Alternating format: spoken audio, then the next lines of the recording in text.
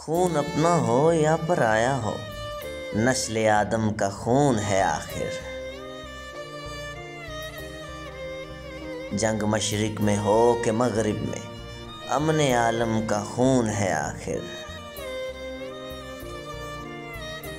जंग तो खुद ही एक मसला है, जंग क्या मसलों का हल देगी।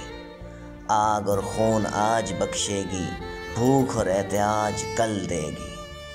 बर्तरी के सबूत की खातिर खून बहाना ही क्या ज़रूरी है। घर की तारीखियाँ मिटाने को घर जलाना ही क्या ज़रूरी है। बम घरों पर गिरे के सरहद पर रूहे तमीर ज़ख्म खाती है।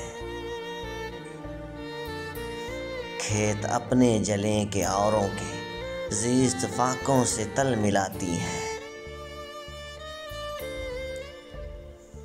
टैंक आगे बढ़े के पीछे हटे, कोक धरती की बांझ होती है।